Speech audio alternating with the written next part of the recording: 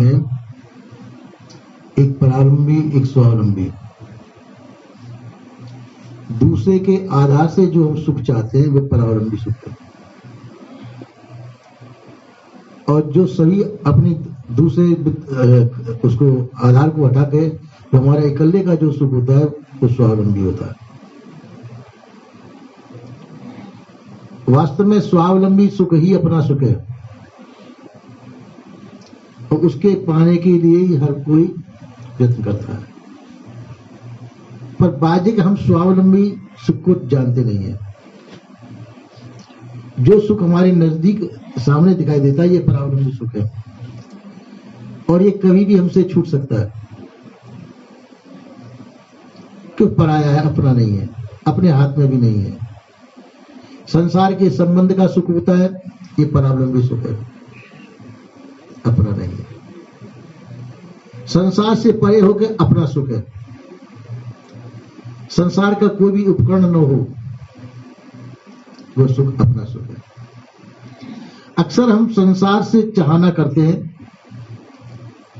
विभिन्न प्रकार की आशाएं करते हैं, काल्पनिक आशा भी करते हैं और भौतिक सन्मुख आशा भी करते हैं। पर ये सुख जो है हमारे काम भी नहीं आते और छूटने वाले हैं। पहले भी बुजुर्ग लोगों ने इस प्रकार से कई सुखों की आशा की, काल्पनिक सुखों की आशा की, कल्पना के सुख से अपना कल्याण नहीं हुआ तो कल्पना को छोड़ करके अपना आधार पकड़ा कि मेरा सुख मैं ही हूं और मेरे से भिन्न नहीं है।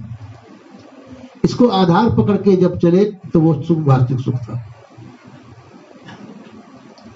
काल्पनिक सुख जो है वो मात्र कल्पना मात्र ही है, जिसमें अपने से भिन्न देवी देवताओं के संबंध से सुख या अपने संबंधों से भिन्न के द्वारा पाया गया सुख, इनकी आशा हम करते रहे, पर वो आशाएं सब फीकी हुई, वो हमारे काम की नहीं होती है। सुख वही है जो अपने आप का सुख हो, अपने द्वारा प्राप्त हो, इसमें किसी भिन्न की आवश्यकता न हो, किसी अवलंबन की आवश्यकता न हो, वो सुख अपना सुख है। अब यह कि इस बात पर यह चर्चा होती है कि भाई परावलंबी सुख के बिना अपना सुख कैसे प्राप्त होगा। आप कोई मिठाई खा रहे हैं तो ये परावलंबी है, किसी के सानिध्य से आप सुख प्राप्त कर रहे हैं, ये भी परावलंबी है। तो आप कह सकते हैं परावलंबन को त्याग कर आप अपने सुख में कितनी देर तक निमग्न रह सकते हैं,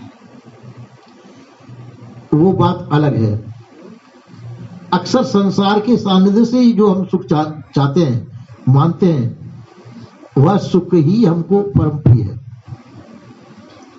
पर कौन व्यक्ति जो अपने आप का अनुभव नहीं करते, अपने आप को नहीं जानते, वो संसार के सानिध्य का सुख ही प्राप्त करना चाहते हैं। तो इन चीजों को देखते देखते अनादिकाल से बड़े बड़े ऋषिश्वर हुए, बड़े बड़े ज्ञानी विज्ञानी हुए, वो भी इस सुख को ही मानने लगे कि हमारे से परे कोई है, उस देव के द्वारा पाया गया सुख हमारे लिए अति उच्च क्वालिटी का होगा। पर वो आशा निराशा हो गई, आपसे परे का सुख आपको प्राप्त नहीं होगा, संसार के द्वारा पाया हुआ सुख आपको प्राप्त नहीं होगा। शरीर को प्राप्त होता है, आपको प्राप्त नहीं होता। हम शरीर को प्राप्त हुए सुख को हम अपना सुख मान लेते हैं, यही धोखा है। इस धोखे को निवारण के लिए ही सत्संग होता है। सत्संग के द्वारा यह निराकरण होता है कि अपना सुख कौन सा है और पराया सुख कौन सा है। और जब यह निष्कर्ष निकल गया कि हमारा अपना सुख ही अपना है, जिसमें किसी दूसरे की आवश्यकता नहीं होती, तो जब ये निष्कर्ष निकल गया तो हम अपने सुख के अंदर निमग्न हुए, अपना सुख अपने द्वारा ही जाना। तस्वीरों को देखते देखते हम संसार को भूल जाते हैं तो अपने सुख को ढूंढते हैं। और वास्तव में देखा जाए संसार को भूल करके अपने सुख में निमग्न होना हर एक का काम नहीं है। किसी व्यक्ति को एकांत दे दिया जाए और लंबे समय तक एकांत दिया जाए, उससे दूसरे का संपर्क न कराया जाए, हो सकता है कुछ क्षणों में वो पागल भी हो जाए अगर ज्ञानवान नहीं है तो। क्योंकि अपने सुख की उसको पता नहीं है कि ऐसे समय पे हम अपना सुख पा सकते हैं। क्योंकि अभी तक हम संसार के सुख को मानते रहे, उसके सानिध्य से जो सुख प्राप्त होता रहा उसको सत्य मानते रहे, और उस सुख को हम पूरी संपूर्ण रूप से मानते रहे। जब ये पता चला कि ये तो पराई सुख है, ये सब छूटने वाले हैं, असली सुख तो वह है जो मेरे अंदर है और मेरे माध्यम से मुझे प्राप्त होता है। तो इस प्रकार से जो व्यक्ति इस लक्ष्य तक पहुंचा, सदगुरु श्री कबीर साहब जी का कहना भी वही है कि आप अपने सुख को प्राप्त करें, अपने निजी सुख को प्राप्त करें, जो आपके पास हर हमेशा रहता है। संसार के सुख कभी भी छिन सकते हैं और आपका सुख आपसे कभी भी नहीं छिनेगा।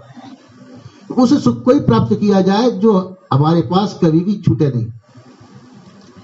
ऐसा जान करके साधक संसार की आशा छोड़ करके अपने सुख की तरफ बढ़ता है। जब संसार का सुख छोड़ता है तो उस समय संसार से उपरामता होती है, और संसार से उपराम होकर के हम अपनी तरफ बढ़ते हैं। और हर एक साधक उसकी तरफ नहीं बढ़ पाता है, क्योंकि हर एक साधक को संसार प्रिय है, वो संसारोन्मुखी सुख को ही चाहता है।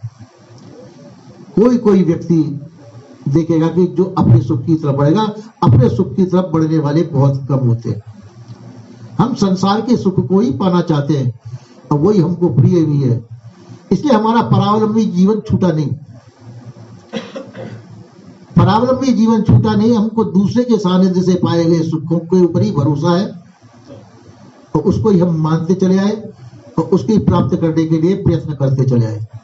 इसलिए स्वतंत्रता स्वाधीनता प्राप्त नहीं हुई।